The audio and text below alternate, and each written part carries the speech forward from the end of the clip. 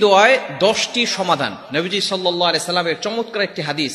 দুশ্চিন্তা দূর হয়ে যাবে যারা ডিপ্রেশনে আছেন, ফ্রাস্ট্রেটেড পিপল যারা আছেন এবং ঋণের বোঝা মাথায়, ঋণের বোঝার কারণে জর্জরিত অবস্থায় আছেন, একটি দোয়ার আমল করবেন। নবীজি সাল্লাল্লাহু আলাইহি সাল্লামের হাদিস আবু দাউদ শরীফের 1555 নম্বর হাদিসের ভিতরে রয়েছে। আবু সাইদ খুদরি রাদিয়াল্লাহু তাআলা থেকে বর্ণিত চমৎকার একটি হাদিস এবং চমৎকার একটি আমল। সকাল সন্ধ্যা যদি আপনি আমলটি করতে পারেন, আল্লাহ পাক রব্বুল আলামিন দুশ্চিন্তা দূর করে দিবেন, ডিপ্রেশন দূর করে দিবেন। এরপরে আল্লাহ তাআলা অক্ষমতা থাকলে অক্ষমতা দূর করে দিবেন। মানুষ শয়তান, এরপরে জিন শয়তান, সকল প্রকার দুশ্মনী থেকে আল্লাহ পাক রব্বুল আলামিন আপনাকে হেফাজত করবেন। খুবই চমৎকার একটি হাদিস। আবু সাইদ খুদরি রাদিয়াল্লাহু তাআলা থেকে বর্ণিত, তিনি বলেন, নবীজি সাল্লাল্লাহু আলাইহি ওয়াসাল্লাম আর আমরা মসজিদে নববীর পাশ দিয়ে হেঁটে যাচ্ছিলাম। এমন সময় নবীজি সাল্লাল্লাহু আলাইহি সাল্লাম মসজিদে নববীর ভিতরে দেখলেন আবু উমামা রাদিয়াল্লাহু তাআলা আনহু। আবু উমামা রাদিয়াল্লাহু তাআলা আনহু তিনি মসজিদে বসে আছেন এবং আল্লাহ তাআলার কাছে দোয়া করতেছেন, কান্নাকাটি করতেছেন। নবীজি সাল্লাল্লাহু আলাইহি সাল্লাম ডাক দিয়ে বলতেছেন, ইয়া আবা উমামা, এটা তো নামাজের সময় নয়, এই সময় তো নামাজ পড়ার সময় নয়, এই সময় তুমি কেন এসেছো?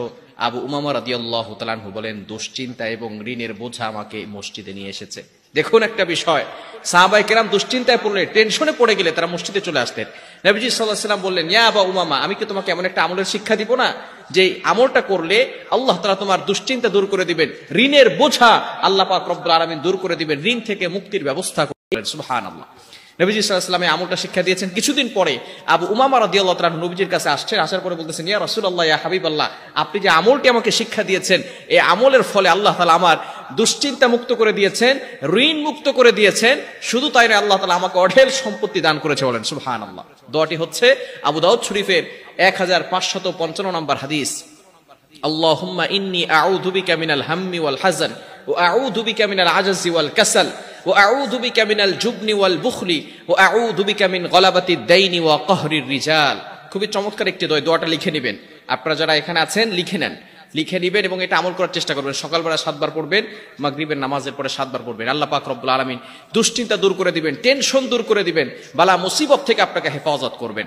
বিশেষ করে সাহাবী আবু উমামা রাদিয়াল্লাহু তাআলা আনহু এই আমলটি করে ঋণ মুক্তির ব্যবস্থা পেয়েছেন। আল্লাহ পাক রব্বুল আলামিন ঋণ মুক্ত করে দিয়েছেন। সুতরাং যারা ঋণে আছেন, ঋণে জর্জরিত অবস্থায় আছেন, অবশ্যই আমলটি করবেন। টেনশন থেকে আল্লাহ পাক রব্বুল আলামিন মুক্তির ব্যবস্থা করে দিবেন। ফ্রাস্ট্রেটেড পিপল যারা বিভিন্ন ভাবে অসহায় অবস্থায় আছেন, অক্ষম আছেন, আপনি কোনো কাজ করতে পারছেন না, আল্লাহ পাক রব্বুল আলামিন সব কিছুর ব্যবস্থা করে দিবে যদি আপনি সুন্দরভাবে এই আমলটি করতে পারেন।